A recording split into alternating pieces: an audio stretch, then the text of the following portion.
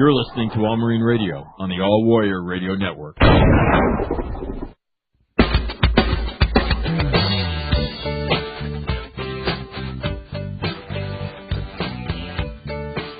7:34 here on a Thursday morning, 9:34 in the Midwest, where my guest is from. He is none other than Cal Humphrey. Cal, first of all, thanks for taking time out of your day and joining us here on All Marine Radio. Well, you're welcome. Glad to be here. Well, that's awesome. What do you? First of all, we need to learn about you, okay, so we can know if we can take you seriously. You're born and raised where? Well, I'll tell you what. I got my discharge out so I could remember myself what the hell happened to me. I was born in Emporia, Kansas, in 1925, and then we moved to St. Joe, Missouri. The folks moved to St. Joe, Missouri. I was just a child, and that's where I grew up pretty well. We really moved to Mound City, which is a little town north of St. Joe, but we grew up in that area. And how many brothers and sisters? I had 2 sisters and 2 brothers. All right, so 5 families and a kid. That's a respectable number, right? Well, back in the 30s, that was kind of a small family. You know what I was going to say? In the 50s, in the 60s, we had 4, and I looked at my mom and dad like, well, what's wrong? Why? The Seymours have 8. Yeah. The Demers, they have 11. Like, what the hell? 4? Are you kidding me? Are you guys? Yeah. That's kind of like we were, we were the smallest probably in the area. There was 8, 9, 10, even up to 15. And the hell of it was most of us lived in 2-room houses with no light, no electricity in the water. No running water, How did that work? Well, it worked fine. We didn't know any difference. I think I was 15 before I got into a house that had electricity and running water. That's when we moved down to St. Joe from Mound City. Where'd you sleep? You got 5. Well, hell, you generally had 2 bedrooms and a kitchen, maybe a little bitty old living room. All right. And you always filled the bedrooms with beds, and the girls slept with mom and dad, and the boys all slept in one bed, Fighting. Back then, it was pretty cold. You was happy to have a couple of guys with you. All right. So, how does the Marine Corps get on your radar from Missouri? Well, we were back in World War II. Nobody thought about not going. Right. Everybody. I mean, it was just a fact. You were going to go to service. All right, hold on. Let me stop you. First of all, where were you on December 7th? What were you doing? I was in school in Lee Summit, Missouri. I was down there. I wasn't living at home. I was working for a farmer down in Lee Summit, Missouri. How old were you? I was 17. 17. You're working, going to school, and on that Sunday morning, were you? Did you go to church? Were you a church-going kid, or what were you doing? Well, I was a church-going kid till I got big enough to sneak off and go fishing. So you were fishing that morning? No, I was probably milking cows. All right. And so so when you heard about it, as you just said, nobody thought about not going. Everybody was going to go do their part. Did you know anything about the Marine Corps at that time in your life? I didn't know anything about the Marine Corps, and we didn't pay much attention to the war. We were just living. It really wasn't like these wars now where you get, you all got radios and every other goddamn thing, and you hear everything that's going on, Right. We didn't hear hardly anything. Unless something really bad happened, there'd be a little article in the paper about it or something like that, But we didn't sit around and watch television, and because most people didn't have them. You didn't have television back then. Wow. I got my first television. I went to come back from the service and went to farming, and I bought the first television in that farming area. It was a little bitty old thing, I'd sit there and look at that, just amazed how they could put that picture on that thing. But see, back then we didn't get the news like you get it now. When till 15 minutes after somebody gets shot overseas, we hear about it. Right. Right. We didn't have that news. We didn't have that news cycle that we got now. Yeah. Yeah, that's not a good thing either, I don't think. My guest this morning from the great state of Nebraska is Cal Humphrey. And Cal's nephew, Jess, is a colleague of mine. I'd like to call him a friend, but I'm very careful who I call friends there. Cal, but he was a member of the Alpha Company, 1st Battalion, 27th Marines on the volcanic island of Iwo Jima. He's gracious enough to join us this morning, and we're talking about where he was prior to the war. So December 7th rolls around, and then how the hell did you get in the Marine Corps? Well, I'll tell you what, they just put me in the Marine Corps. Oh, really? Yeah.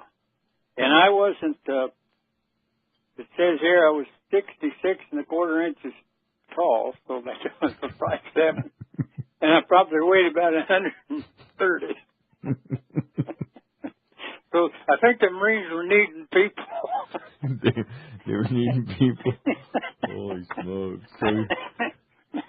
So 130 pounds at 5'6". Holy smokes. So they tell you you're going to be a Marine. And what'd you say? Okay. Well, hell, I didn't know anything about it. Yeah, I said okay. And so then where did they send you? Well, they sent me to boot camp in San Diego, and I think that was about a month. And then we went to that line camp up there, Pelton. Right. And we were there for a few months, and then we went to Hawaii, and we spent most of our time in Hawaii up there on the King Ranch up there in the desert, training. Right. And now we had a lot of training. And this is, hey, Cal, this is 1942? It was 3, wasn't it? 3 or 4. 40. Okay. All right. Yeah. And so you're in Hawaii, and now you're training with the 5th Division? Yeah, the 5th Division, 27th Marines. All right. And that gets made for people that are familiar with it.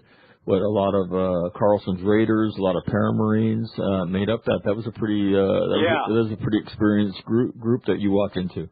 Absolutely. I think that's why they put them in there, because all of them came in. I think they made them all sergeants and corporals and things like that, because all of our squad leaders were from that group, that was with Carlson's Raiders. What were they like? What were they like to train with? So you report, you're fresh off the street. You go to boot camp, and now these guys have been fighting for a while. What were they like to work with? They were great guys. They were great guys. They had been, they'd been through the ranks. They knew everything. They weren't up there, like when you went to boot camp. Those guys were jerks, but these guys were really good guys. They knew everything, and they weren't trying to show off. They taught me an awful lot, and I had several friends of them that were really good friends of mine. In fact, I had my platoon sergeant was really a good friend of mine. What's his name? What's his name? Yep. Yes, you shouldn't ask me. You told me that Les Jenks. You told me that. Jenks. Yeah, a real good friend. In fact, he stopped. He was coming. His folks were in the mortuary in New York, and he retired. When he came, him and his wife were going to California. They stopped there and spent a couple of days with me in Omaha. How long ago was that? Oh God, that's been a long time ago. Probably 12 years, 13 years. 14 years. I don't know. I've been here 29 years, so it's been a long time. All right. So when you get my age, I'll be 91 next month. When you get my age, names and dates and times kind of go by the wayside. That's a long time to have to remember. That's like a lot of stuff. Yeah. That's when you're young, you don't have to remember that much stuff, but as you get older, there's a lot of stuff that you got to remember. Well, I can still remember stuff I did when I was 4 or 5 years old, but a lot of times I have a little hard time remembering what I did yesterday. Yeah, trust me, I'm with you. I'm with you. And anyway. I think Jess told me that John Basilone was in your battalion. John Basilone was in the 28th. 28th, I'm sorry. Yeah. Did you? I knew John. Yeah, he was in the 28th. How did you know him? Oh, I see him up slop chute. back then, they had those slop chutes on the where you could just go up, you get beer for 15 cents or something. A lot of people went up there every night. John was there quite a bit, and I talked to him quite often. Tell us about him. He got nutty.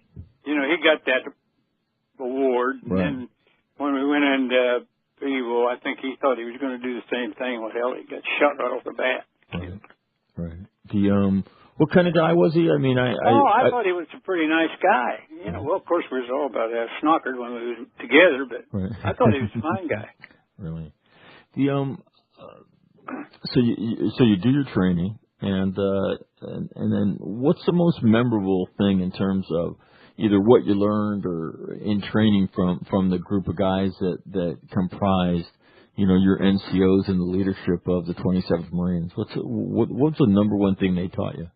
Well, they just taught you a world of stuff, how to take care of yourself and try not to be a hero, but do your job. And they were pretty good. But the hell of it was they didn't last very long.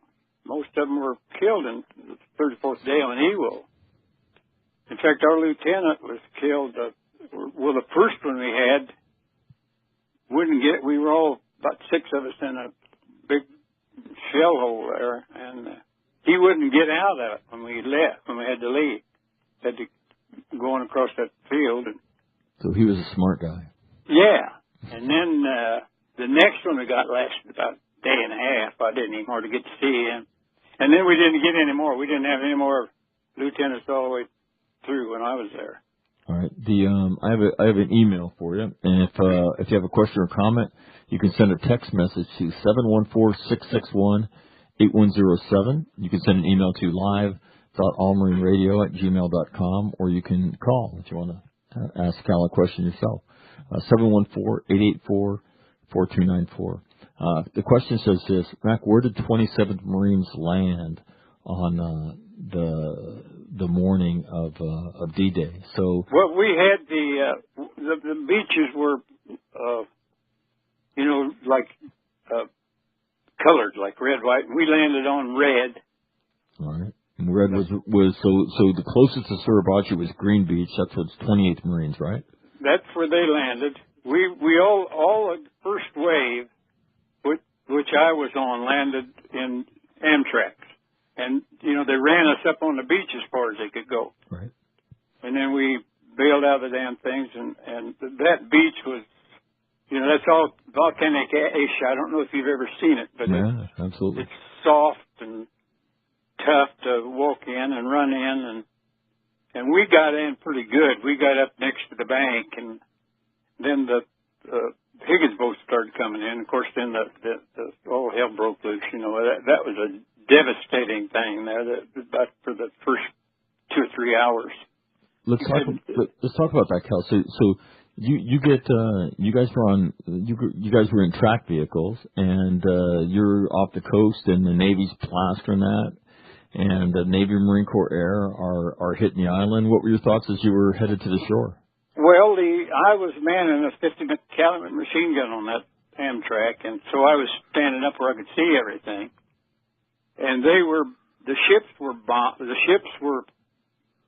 wasn't any airplanes. It was all naval. Naval guns. Yeah, and you couldn't even see the island. And it takes you a long time to get in. Those tracks don't go very fast. You get out there, you all load up, and then you run around the circle. Everybody gets lined up. And by the time you lined up, the division's going to hit the beach. Crush. You got people lined up for a mile. Right. And then so we get in, and they take us up on the beach as far as they can, and then the Higgins boats started coming in, and of course they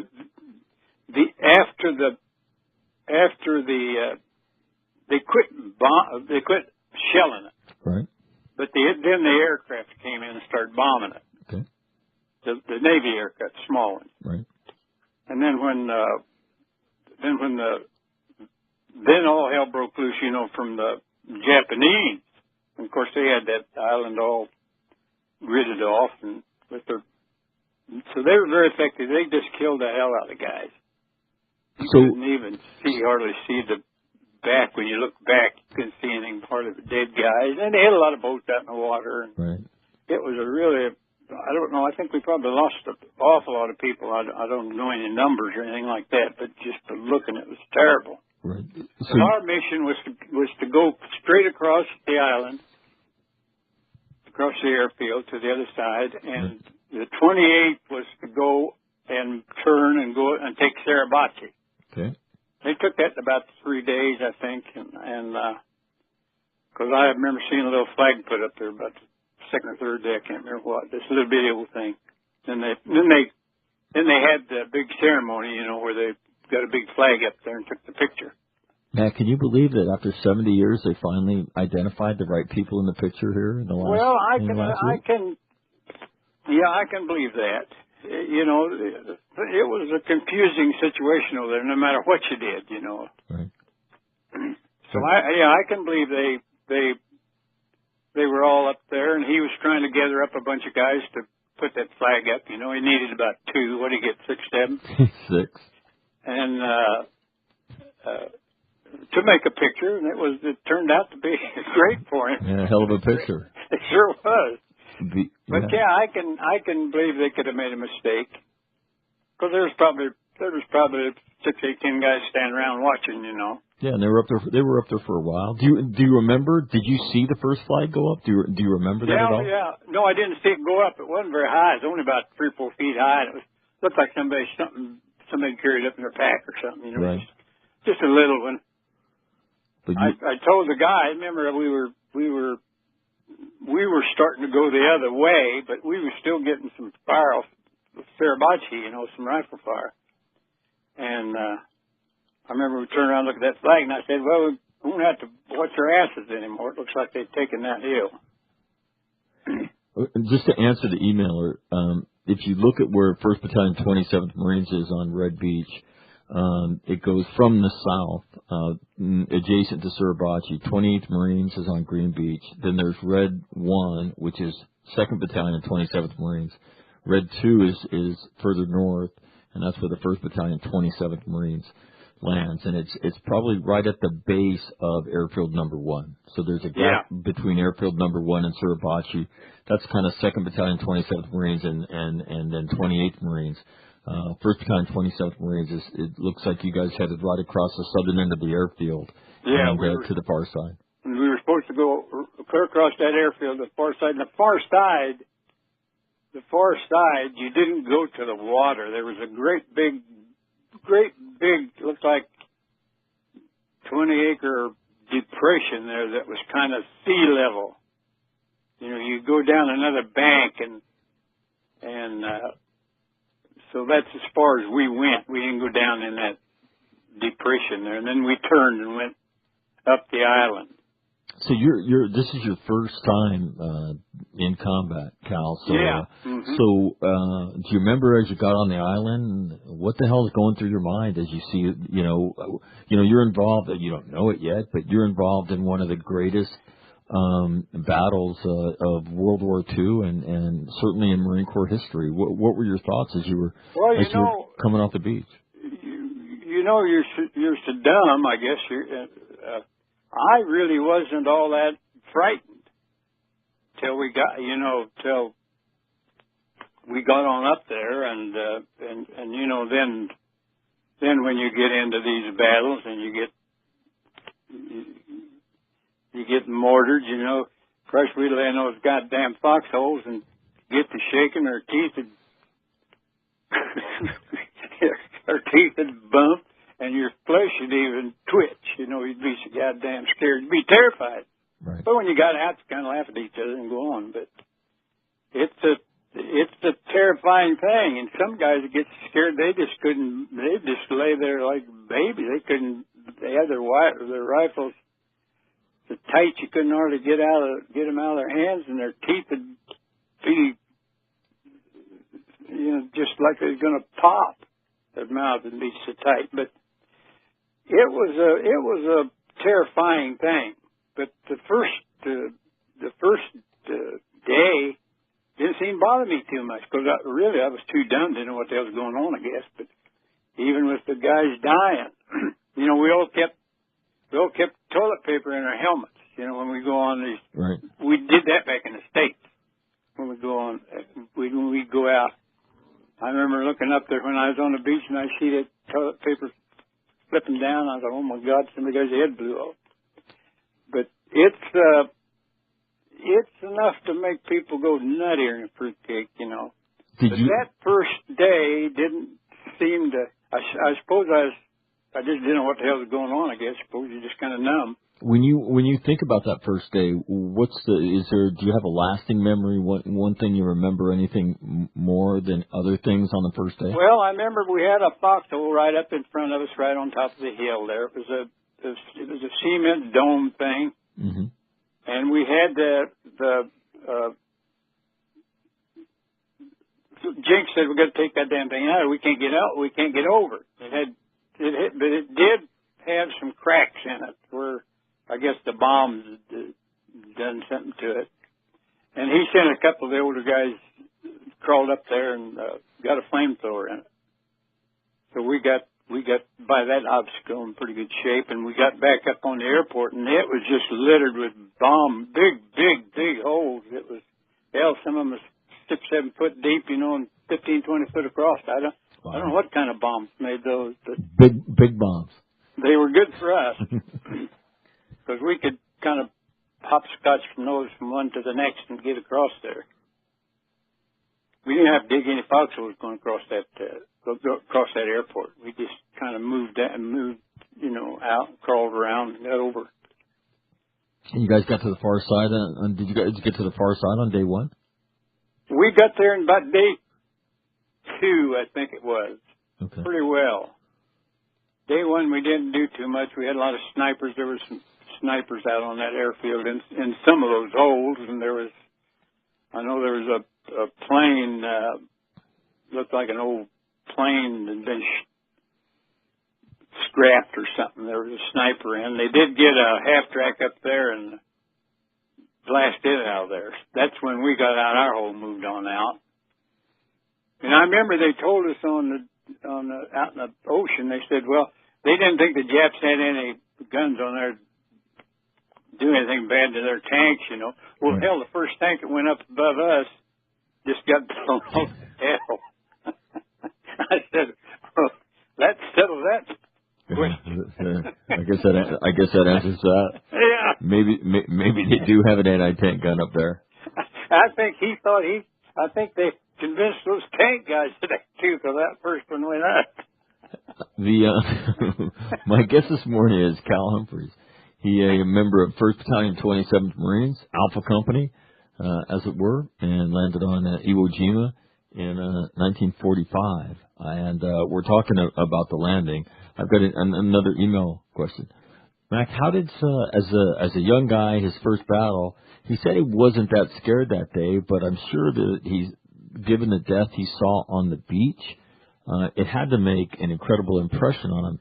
Did he just put it out of his mind and keep going because that's what he had to do?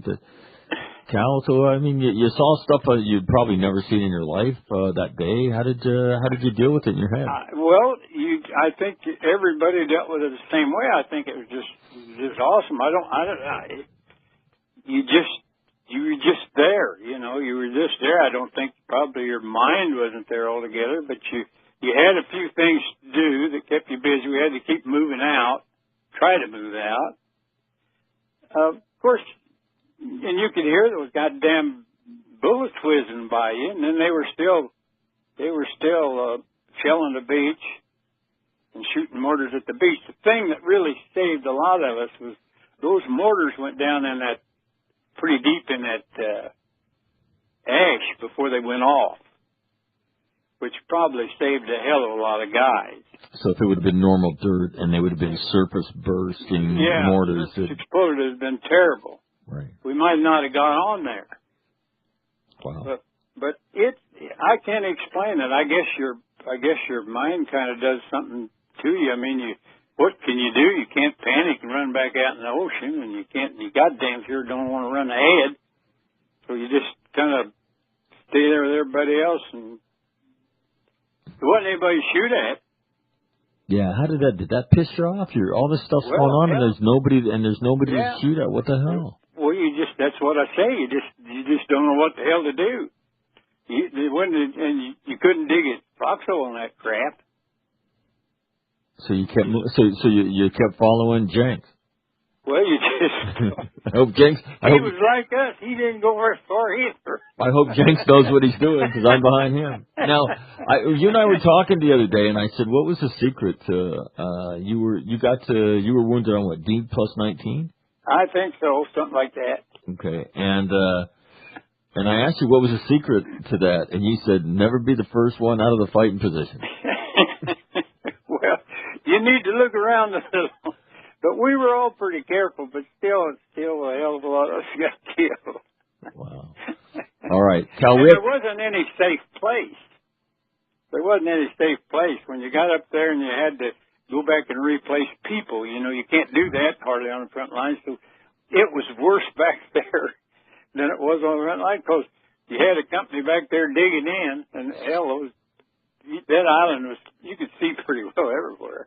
Those guys were a little on the high ground compared to from the airports, Right.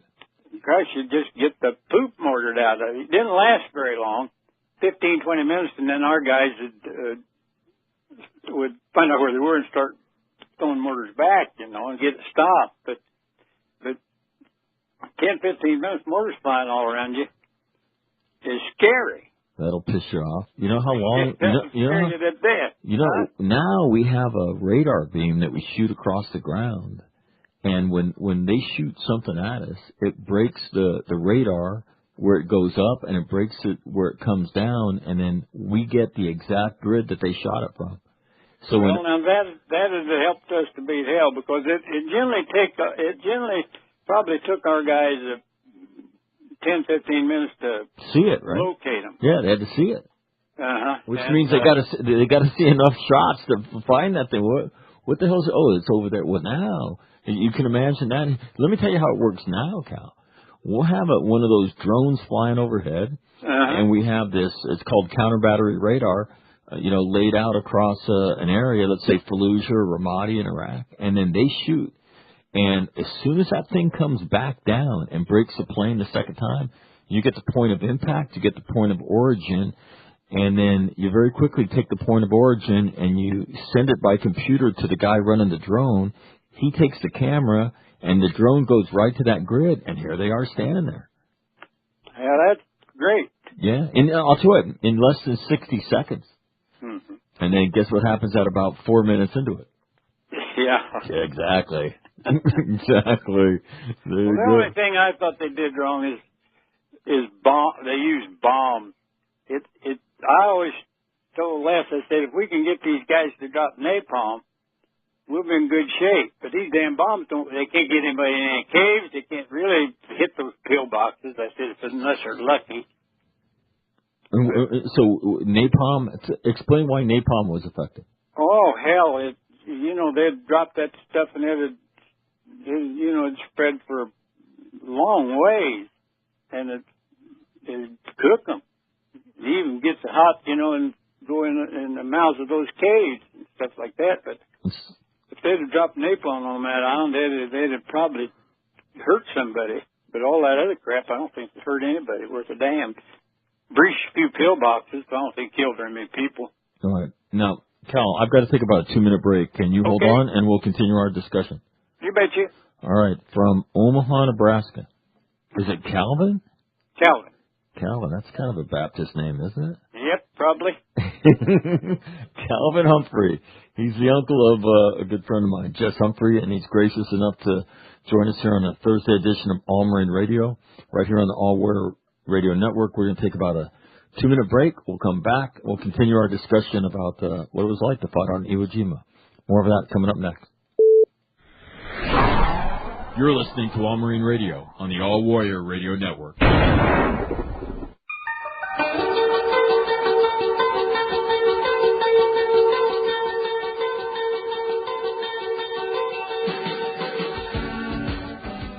Five minutes after 8 o'clock here on a Thursday morning. And privileged this morning to be joined by a veteran of the Battle of Iwo Jima. His name is Cal Humphrey, and member of the 27th Marine Regiment, Alpha Company, which makes him part of the 1st Battalion. And we continue our discussion and kind of talked about the first day, Cal. I got a couple emails, so let me ask them. Mac, early in the battle, what killed the most Marines? Was it indirect fire, mortars? Was it machine guns? Cal? I think it probably was mortars and shells. Okay. There was a lot of bullets flying around, but I don't. You hear them whistling by, like kind of make a sound when they go by you, but I couldn't answer that question. I don't know. Okay. All right. Next question. And some parts of the beach was a lot different than others, Right. Right. No, I mean, it's very interesting as you read different accounts of the battle, how different it is depending on where you were. Sure. Next question is, Mac, how did those guys sleep? It seems like when you read about the battle, they operated almost what would seem to be 24 hours a day because of the Japanese threat being all around them. How the hell did they sleep? You had 2 men to a foxhole, two men. One was supposed to be awake all the time. We had to be conscious of that banzai crap, they pull everywhere. Right. Every night. So we had the Navy shot flares. That island was never dark. It was, you know how a flare is. It kind of, you bet.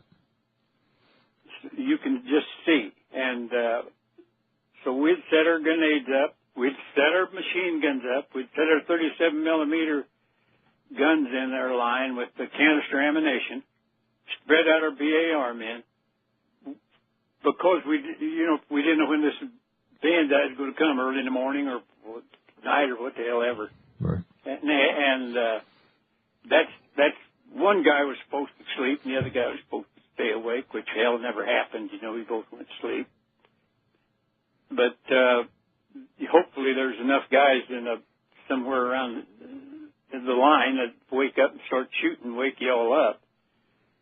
And we killed, at the end of the thing, we killed a lot of Japs at night, one at a time. I don't know whether they were looking for ammunition or water or, walking around out there. And my guys, when I took over the squad, we killed, in fact, we killed one the last night before I got hit. I told the guys, I had two recruits with me because they were just got them that day. And I said, now, I want you guys to aim, and I want you don't shoot till I tell you, because I want this son of a buck to get up close enough we can kill him. I don't want to wound him out if they're throwing grenades at us. So we got him done. But a lot of these guys listening to this might think that old guy's nutty or a fruitcake. You keep hearing all the time these people don't want to talk about you ever hear that? You don't want to talk about it. Yeah, he came home and never said a word. Well, that's what I told one of my boys, he said, well, Dad, you never ever talk about it. Let me tell you something. What am I going to say to you? I come home and see your mom and say, or my mom and say, well, Mom, I just spent a month without taking a bath or changing my clothes and ate K-rations every day. And I did brush my teeth once in a while. I thought I was going to have enough water, but I had to use the same toothbrush I cleaned my rifle with. Who the hell wants to hear that crap? How'd that taste? It wasn't too bad. And then you run out of toilet paper, you got to wipe your butt with your hand and clean it off. I said, one thing we did have, we had that volcanic ash clean your hands up pretty good. Does it? Well, they use it in a lot of soaps now, right? I said, you can't talk about that kind of stuff, and you damn sure can't talk about people getting blown up and getting their arms blown off and sitting in a foxhole with some poor bastard bleeding to death. You can't do anything for him but give him a morphine shot. And you can't, I said, this isn't a movie. You can't call a corpsman because, first place, they probably couldn't hear you, and you wouldn't want to have somebody have to get up and get killed getting to you. And if he was smart, he wouldn't get up. So I said, it's just horrible. I hear these wanting to put these girls into combat. It's probably like you say, it's probably nothing like we went through. So maybe these girls can handle the front lines, but they can't handle the front lines like those boys had to in World War I. No matter where you are, were you in the Pacific, were you in an Aid, in Europe, you just couldn't. They couldn't do it. I don't think they can do it, to be honest with you, Cal. I mean, you might be able to do it back here, but you know that. Yeah, they couldn't do it, and you wouldn't want them to do it. For Christ's sake, who wants to take our national treasures and put them on the front line? Yeah, no, and again, but you know, Marines will handle it. You know, it's just like if you had a weak guy, what do you do with him? He's going to go work in the office. He'll be the company driver. He'll do this. He'll do that. They'll find something for him because there's not that many women that'll do it.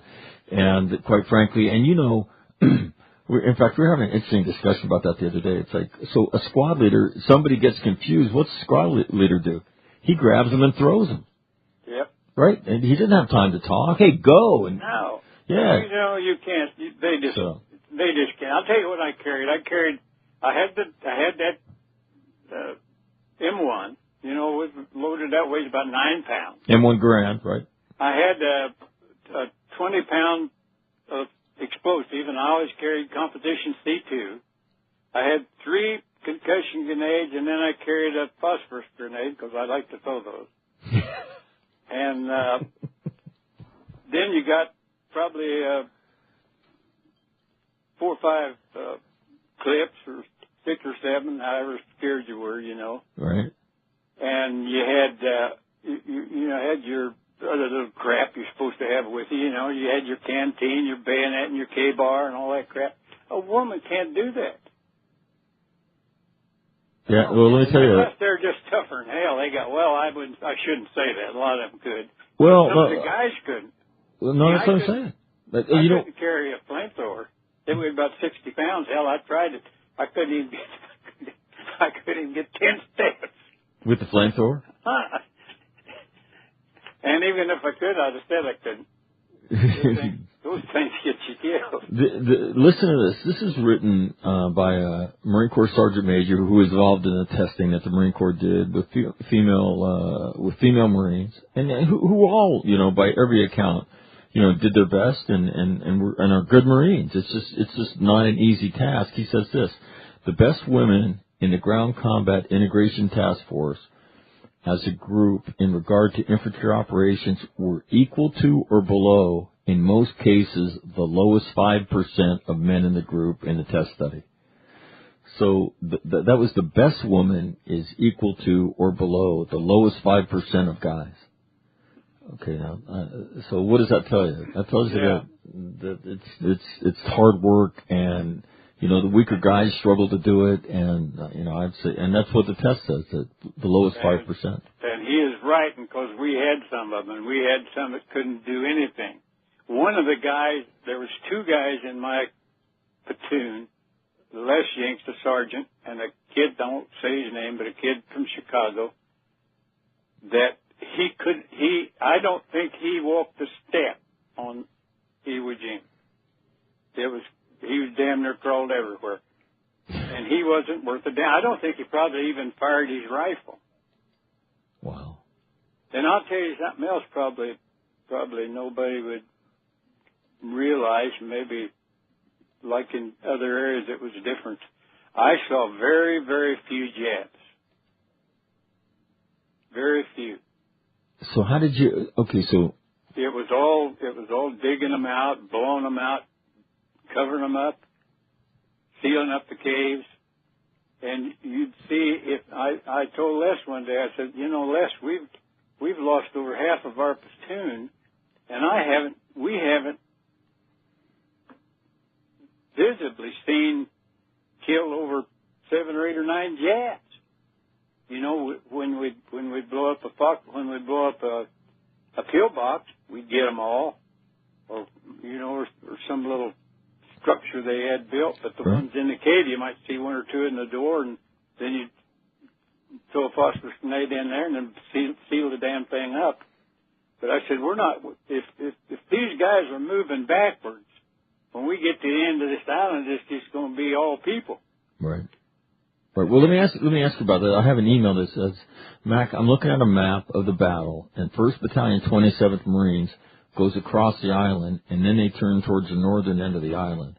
Right. And they run in to the eastern side of Hill 362 Alpha, which was built like a fortress. Right. Tell us about that thing. I've seen pictures and diagrams of that thing. They turned the mountain into a pillbox. They turned every little structure they had into a pillbox. Every little structure. And there was, back when you got on the big end of the island, there was a lot of those, not like that hill, right, but like half as big and two-thirds as big, and they all had caves in them. They all had, oh God, they had everything, every place. That guy that ran that island, that Japanese commander that set that island up, he was a genius. Kuribashi. Yeah, he was really he must have been a genius. He must have been the best officer they had in the whole Japanese army, because they did never do anything foolish. They never ever showed themselves. So he had them extremely well trained, I guess. I don't know, but it was kind of like fighting ghosts. You know, you knew where they were, and you knew damn well they was out there because they was killing you. But you damn sure couldn't see too many of them. Cal Humphrey, my guest here on a Thursday edition of All Marine Radio. We're talking about the Battle of Iwo Jima. And Cal, the other thing about Hill 362, which is what you're talking about, is not only was it the hill itself that was, fortified, but all the terrain that surrounded it, that ringed it, was shooting. As you tried to close with the hill, Marines were getting shot in the back, were getting shot in the side from the cliffs off to your right as you were moving to the north. And then from, on the northern side, on the far side of Hill 362, the terrain, there's a hill that goes up kind of behind it, that dominated the approaches to it. So it was, you read about just getting to it, to get to it. You had to fight to do that. And it just, the tactical problem that he put in front of you guys, as you said, he's a smart guy and absolutely brutal in terms of what it cost you guys in terms of casualties. Yeah. Well, when we got over to that edge of that island, like I told you, we didn't go down in that big swale. Right. It was quite a swale there. We went right around that, and when we come to this hill 362, see, we stayed on this side of it and went on around that curve, and that little depression was behind us. Right. And we were getting some shots from the rear, and I looked down there. They had a trench all the way, kind of a berm all the way across that thing, and it had Japs in it. And they had holes they were shooting at us from back down there, and from on top, and we could walk. We probably had 12, 15 feet we could walk if we stayed up close to that bank. But if you got 2 foot out of that, you got shot. I had a good friend with me, Red. His name was Red Cole, and I said, "Now, Red, don't get up there. Don't get up there. Stay down here." Damn if he didn't walk up there, and damn if he didn't get shot. Right through the side, went in one side and out the other, and I grabbed him and pulled him back down by me, and he said, "I can't feel my feet." I said, "You probably be all right, Red. You just hurt." But we had to leave him. You just stick a rifle up. If they're alive, you don't put a helmet on top of it. If they're dead, you stick their rifle in the ground and put a helmet on top of it. But the litter bearers, hell, they couldn't keep up. They took mostly the live guys, and the dead guys a lot of times left and laid around for a day or two. But we finally took that. But that devastated, pretty well devastated our company. We had I don't know. They trained us, to walk in single file and leave distance between us, and you know how guys are. Right? If there's a little jump they have to jump over, pretty soon they're all bunched up in front of it. We did lose one complete full platoon just right off the bat there. And from then on out, we kind of was a little bit more careful how we did things, one complete squad. My guest this morning, Cal Humphrey.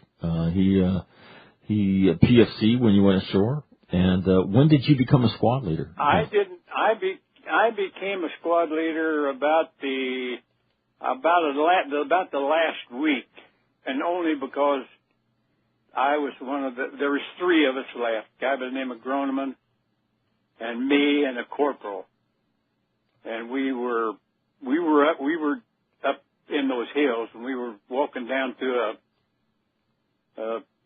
we had about a 20-foot canyon we had to go through, and the bottom of it was all eroded out, and they came to a little wall in front of it. It was about 5.5-foot wall. Well, you know how you do when we had all new guys, but three of us. Damn, they didn't all crowd up in there, right behind that wall. And I was bringing up the rear, and there was a cave on one side of it, and pretty soon grenades started coming over that wall, and guys started shooting out of that cave, and Jesus Christ, it was a mess. And I did finally get up there and kill a couple of guys in the cave, threw a grenade in there, and threw a couple over the bench. But you just didn't have anybody. The Groman got killed right off the bat. And that was, we got a lot of medals over there in that island because the officers were so close, they could see damn near all the combats, They could see all these firefights. Right. And I got a Silver Star for that little episode, which wasn't anything but a bunch of bullshit because that kind of stuff happened every day. No, it sounds like it is. Well, I got another email for you, Cal. Mac, as Cal looks at the battle, what was the most difficult part of the battle in his opinion? Well, I guess the worst part was, when you had an objective, you just had to move out and you had to take whatever you had to take, And like you say, if they had a cave, they had it protected by a couple of pillboxes, out to each side, and maybe some spider holes, and maybe another little bunker or two. But they were all pretty well tied in, so if you attacked one, you got shot by the others. And that was really hard and really tough. But that didn't bother me near as bad as laying in a foxhole getting mortared or a shell hole. That's what damn near run me out of my mind.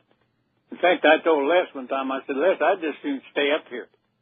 I'd just soon not go back. Oh, as they rotated your platoon and company? Well, you had to go. They rotated the company generally because you'd get up there and you might lose a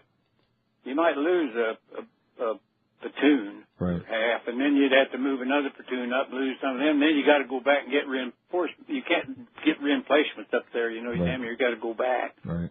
It wasn't on account of ammunition or anything like that. We always had plenty of ammunition. Just getting new short people. of water once in a while, but other than that, we had plenty of ammunition. And all right, so the mortars are the things that used to piss you off. That's what scared me, landing. You knew damn well somebody was going to get. They was going to hit some of you. All right, another question for you, Mac. Did Cal use the same rifle throughout the battle? Those guys must have pumped a lot of rounds through those rifles. Did he wind up getting a new rifle at any point because he wore his out? I've read stories about that. The same rifle the whole time, Cal? Yeah, same rifle. And to be right truthful with you, we didn't really shoot that much. If we saw anything, or if we saw a hole, or if we saw this, or we saw that, we shot. Or like if we were going up to, we had to take the flamethrower guys up. Three of us would go up before him and crawl up, and he would come up right behind us, and then we'd try to throw a few grenades and get a spot so he could get up there and put that flame in that hole of that cave or into the, and they'll shoot pretty far. Those flamethrowers will shoot 35, 40 feet, I think. And that was forever on Iwo Jima, right? I mean, when most engagements are taking, place less than 20 meters. Oh, hell, they were terrible. Yeah. Terrible. Yeah, when you got in close, got if once in a while those Japs would run out of those pillboxes, and you'd see them. You know, they knew they were going to get burned after a while. Right. So they'd got it up, but they very seldom ever came out of the caves, and we could seal those caves pretty easy. I got another email for you. Mac, did after hearing that he was wounded on D+19, that must have felt like an eternity in terms of time in close combat. Did he think he was going to get killed? Everybody thought they were going to get killed, and that's what I told the recruits when they came up to me. Well, the ones I had after I took the squad over, I told them, look, guys, now the odds of getting out of here alive are just almost nil. So anytime you see something move, or you see a hole in the ground, or you see a hole anywhere or anything, shoot at it. I don't give a goddamn, shoot your whole clip up. We've got a lot of ammunition, but shoot at it. And keep your goddamn heads down. Don't be getting up, messing around, and looking around and not paying attention. Look in all directions, but look forward. How did you get? I did not wear out my rifle. No, it was. I left the damn thing. Where did you? Can you tell us how you got wounded? Well, we were B Company had got wrecked that day, and our captain said, "Well, we're going to have to go fill in that line." So my platoon had to go fill it in, and of course I was. Les said, "You take your squad out of the last and go on down. You'll probably meet up with somebody down there on the end." Well, hell, we didn't meet up with anybody. I didn't see anybody for a quarter mile down there. So I told the guys, "Well, as far as we can go, so we'll just stay here." I'd seen where a tank had turned around, you know, and left a pretty good depression. And I said, "You guys we can dig in here a little bit and lay here in this tank track." And the next morning early, the tank came up. They must have called for it. Okay. And a guy popped out of the hood, and he said, "Well, I'm looking for a target." And I said, "Well, you're the target, you dumb bastard. You're clear up here on the front line. I'll get on the phone and talk to you." So he got back in. I got up and walked around the back to grab that goddamn telephone. No more had it in my hand, and the mortars started falling. And they killed my 2 recruits. And I think the one that got me was on the other side of the tank, because it just hit me in the upper body. And, of course, that tank, he put that, I didn't know this tank could burn rubber. If I'd been behind it, he'd just forced me to death. So you got hit, it hit me pretty good, and I think I couldn't hear for about a month and a half out of that one ear, but it got me all on the left side, but none in my legs or anything, so the tank had to be protecting me a little bit. And I busted a vial of smelling salts and thought, well, it's got to be a goddamn aid station around here somewhere if they had that big a battle yesterday. And I staggered back there and found one back there. So you walked back under your own power to the... Well, I walked and crawled and sat and rested and smelled my smelling salts. How long do you think it took you to get to the aid station? Oh, I don't have any idea. I don't know. Time just doesn't seem to make any difference to you when you're hurt. And I was hurt. Wow. I had a couple of... Those Japanese must have had a lot of powder and not very much metal, because they put a lot of powder in their mortars, and they put a lot of powder in their grenades, and it busted them up into real small pieces. And I had 2 pieces go in my chest. They left that in there. Still got it? Still in there? Yeah, it's still in there. And I had 2 pieces go through my helmet and stuck between my skin and my scalp. And a piece went through my arm, and then I had a pretty good piece hit me kind of on the chest there and dug a teacup full of meat out of there. Teacup. And I just, and I think the concussion probably was what hurt my ear. Yeah. And that kind of makes you a little bit nutty, so you just don't know. I went the right way probably. In your case, nuttier, right? Yeah, dead ear.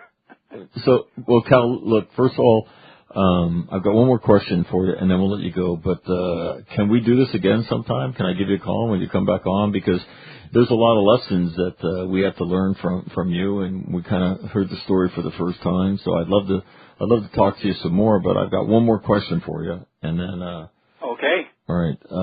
What makes a good Marine? Well, I think a guy that can kind of keep his common sense. You know, the first thing they want to preach to you and get in your head that you're 10 foot tall and bulletproof, and you're not. So those guys that know what they can do and what they can't do, and still keep their goddamn common sense instead of waving that flag all over hell, makes a good Marine. So don't lose your common sense. No. And know that you can be just as dead as anybody else out here. Absolutely, and everybody else in the service is just as good as you are. A lot of them came back from being on leave in the weekends and found out that those Army boys were just as tough as they were. In spite of everything you saw in the movie? In spite of all you see in the movies, absolutely. Well, I'll tell you what, Cal, first of all, I can't tell you what an honor it is to have you on the program here. I've read about Iwo Jima and the battle, I think, as a lot of Marines have, most of my military career, and stand in awe of guys like you who went over and fought that fight on a daily basis. And, I can't tell you what it's been, what a thrill it's been for me to have you on. And I don't give a shit if you tell me, yeah, don't ever call me again. I don't care if you say that. I'll call you and bug you and drag you back on this program. Yeah, this doesn't bother me much. I'll lay awake a night or two, but then I'll get over it in a hurry. Did you have very many mental problems when you came home? I mean, never had any. But I'll tell you what I did. I didn't go to any conventions. Mm-hmm. I didn't belong to the goddamn place where they all went up, got drunk with those.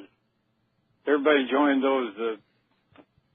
What, the Legion and the VFW? Legions, American right. Legion. Right. I joined and sent them my money, and I still do, but I don't go in the joint. And I don't go, I don't go war talk to everybody. I just forgot it and left them alone. And I just had two buddies that I visited once in a while. When I went to Phoenix, they both lived there. And that was the limit of what I did about it. Now, I don't think I didn't dream about it a hell of a lot, but I'd get up and read a book or something. I didn't lay there and suffer. So I got along great. So you came and came home and tried to get as far away from it as you could. Just didn't want to be involved in any of that crap. Interesting. All right, sir. Thank you very much today. Okay. Well. And we're going to do it again in the not too distant future. So. All right, that'll be fine. All right. Okay. Bye bye. All right. Bye bye.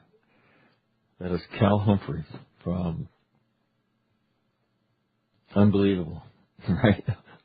Unbelievable story of life on Iwo Jima. And, you hear his perspective.